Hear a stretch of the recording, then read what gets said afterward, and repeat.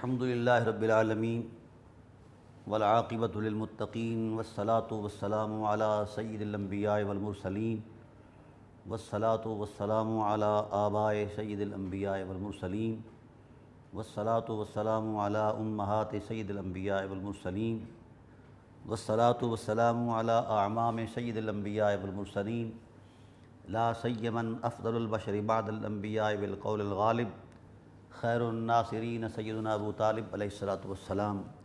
وعلی آلہ واصحابہ واہل بیتہ وعطرتہ وعشیرتہ اجمعین، اما بعد فاعوذ باللہ من الشیطان الرجیم، بسم اللہ الرحمن الرحیم۔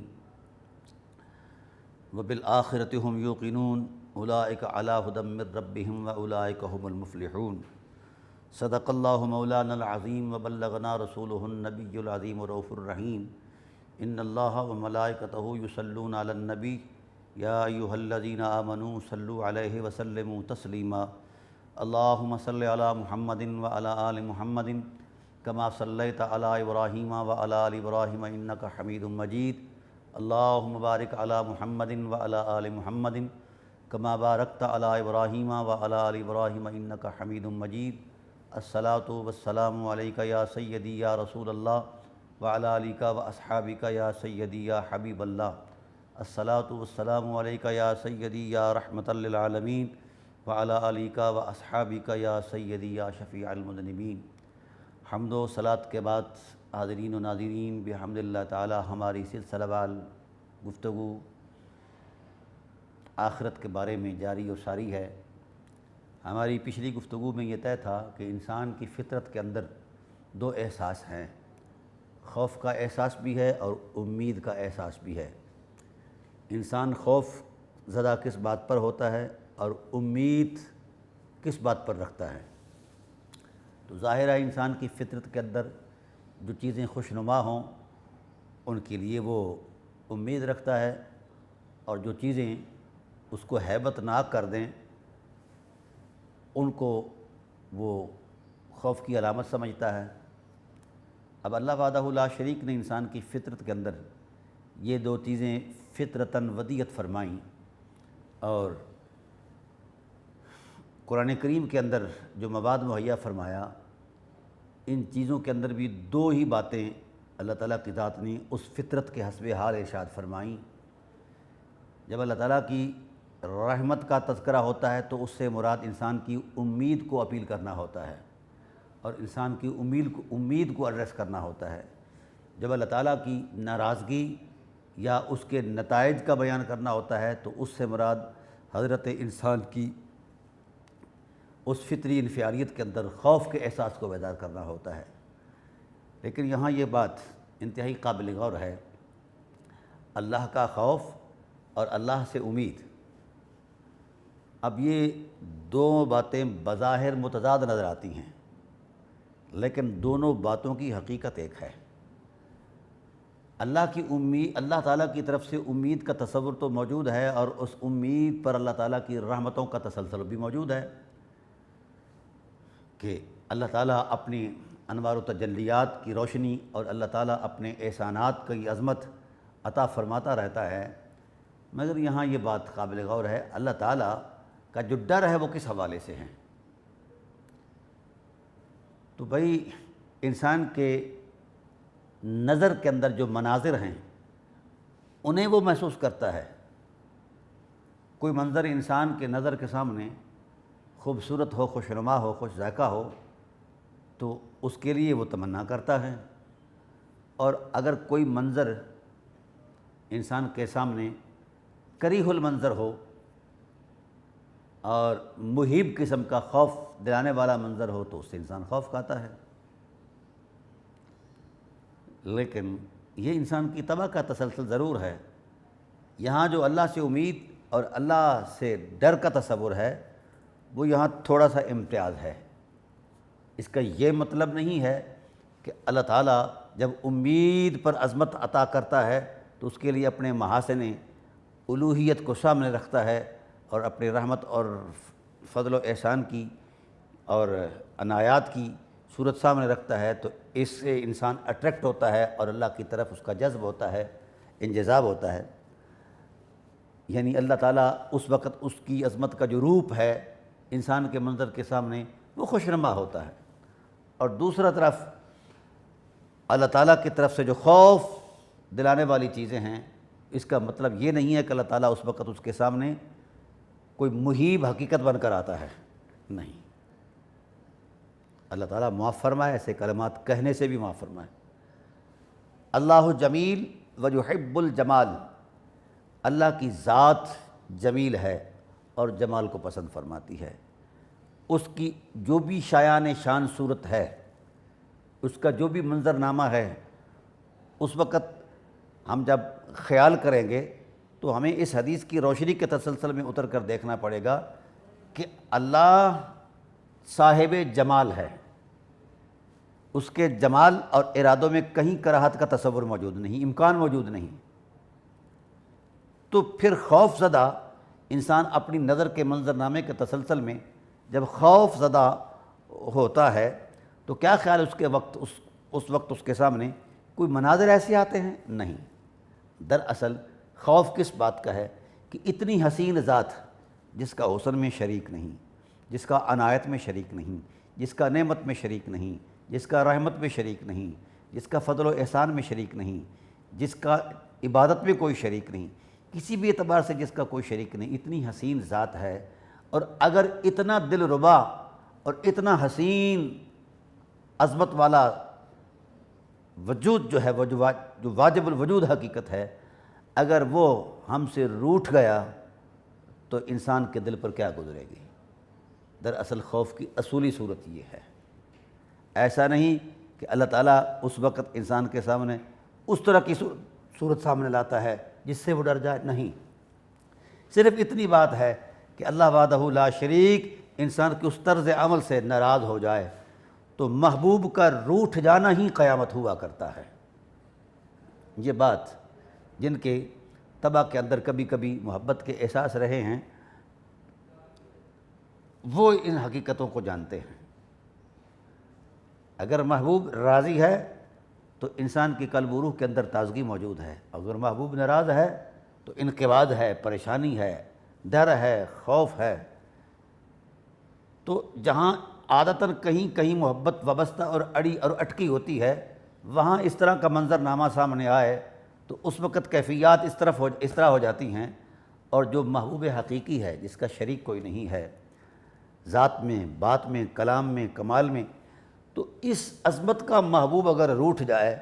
تو پھر مومن جو محبت کے ہی تخم سے پیدا ہوا، محبت کی ہی فطرت میں بڑھا، محبت کے ہی پیکر میں اس کو وجود ملا، تو پھر اتنی بڑی محبت کرنے والی ذات کے ساتھ اگر وہ حسن بے مثال اور لا شریک حسن اگر رخ پھیر لے، ناراض ہو جائے، تو اس وقت اس صاحب ایمان پر، اس شخص پر کیا گزرے گی؟ لیکن ہوتا یہ ہے، بڑی حیرانگی والی بات ہے کہ اعمال کا تسلسل، انسان کی اخلاقی باتیں جو ہیں، کبھی وہ برے اخلاق سے گزرتا ہے، اس کو اخلاق رذیلہ کہتے ہیں، اور کبھی وہ اچھے اخلاق کی عظمت کو اپناتا ہے، اس کو خصائل جمیلہ کہتے ہیں۔ اگر خصائل جمیلہ جو مقتضائے شریعت ہیں اور اخلاق حسنہ جس کا درس قرآن دیتا ہے، پوری کتابیں دیتی ہیں، 1.25 لاکھ انبیاء دیتے گئے ہیں،